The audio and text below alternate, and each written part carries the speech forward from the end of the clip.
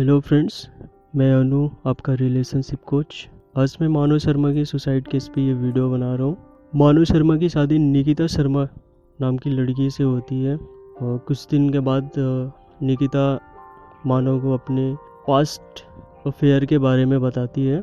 ये सोचे कि चीज़ें साफ सुथरी हो, मानव को सारी चीज़ें पता हो। मानव फिर वो निकिता की बात को लेके कुछ दिन से परेशान था, सदमे में था। इस चीज़ को लेके वो उससे झड़प भी हो रही थी और इसी चीज़ को लेके मानव ने कई बार सुसाइड भी अटेम्प्ट करने की कोशिश की। हालांकि उनकी पत्नी निकिता शर्मा वो वहाँ पे मौजूद होती थी, तो उन्होंने 2 या 3 बारी उनको इस चीज़ से बचाया। और ये इस तरह के रिश्ते के बारे में निकिता मानव की फैमिली को लेकर कई बार उनकी शायद बहन से और अपने ससुर जी से इन चीज़ों को बताया कि हाँ, मानव इस तरह की चीज़ें कर रहे हैं, प्लीज़ आप ध्यान दो, उनको समझाओ। तो चलो, जो भी था हो गया। अब लोग सोशल मीडिया के थ्रू ये चीज़ें बता रहे हैं कि लड़कियां शादी के लायक नहीं रही। तो मैं ये इस चीज़ पे मैं बता देना चाहता हूँ कि ऐसा नहीं है कि सिर्फ लड़कियों के एक्स्ट्रा मैरिटल अफेयर हैं, हम लड़के भी उसमें बराबर के हकदार हैं। ऐसा नहीं है कि लड़कों के एक्स्ट्रा मैरिटल अफेयर नहीं है। हाँ, एक खास किस्म का केस हो जाता है तो हम एक जेंडर वाइज चीज़ों को ट्रेंड में ला देते हैं और उनको ब्लेम करते हैं, जबकि इसके पीछे का रीज़न कुछ और ही है। हम उसको नहीं जानते हैं, कोई उसकी बात नहीं कर रहा है। आज 2 केस हुए हैं, इसके पहले भी कितने सारे केस हुए हैं। कुछ पॉपुलर हो जा रहे हैं, कुछ दब के रह जा रहे हैं।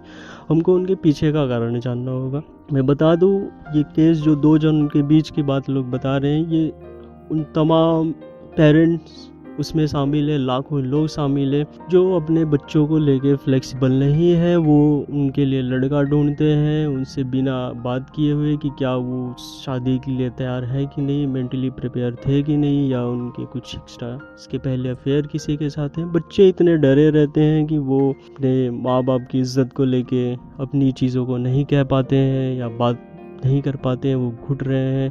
उनकी शादी हम किसी और से करा देते हैं। तो जाहिर सी बात है, हम उसको प्रमोट किए। वो तो अफेयर में ऑलरेडी था या थी, हमने उसको एक एक्स्ट्रा बंदा ला के ढूंढ के दे दिया। वो अभी इमोशनली उससे अटैच थी। अगले जस्ट 1 महीने का प्रोसेस करके हम उनकी शादी किसी और से करा दिया और हम ये एक्सपेक्ट कर रहे हैं कि हाँ, सब कुछ ठीक चलेगा। नहीं चलेगा भाई, कुछ भी ठीक नहीं चलेगा। हमको समझने की ज़रूरत है, ये आए दिन चीज़ें होंगी। हमारे सोसाइटी को चाहिए कि इतनी जो चीज़ों को लेके, ये पहले शादी के पहले अफेयर को लेके जो इतनी रिजिड बनी हुई है, इसमें थोड़ी फ्लेक्सिबिलिटी लाए, एटलीस्ट इतनी कि बच्चे अपनी बात अपने पेरेंट्स से कह पाए। शादी से पहले एक बार उनके पेरेंट्स को से बात करनी चाहिए। उनके साथ भी तो कुछ ऐसा नहीं हो रहा है, नहीं तो हम शादी कराएंगे या ऐसी घटनाएं होती रहेंगी, हम फिर आगे सोशल मीडिया पे चलाएंगे।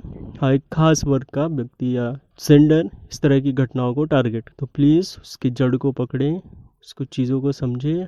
हमारी सोसाइटी में चेंजेस लाने की ज़रूरत है, हमें फ्लेक्सिबल होने की ज़रूरत है। उन तमाम पेरेंट्स को फ्लेक्सिबल होने की ज़रूरत है जो इस तरह की घटनाओं को प्रमोट कर रहे हैं। प्लीज़ समझें, ऐसा नहीं है। ये एक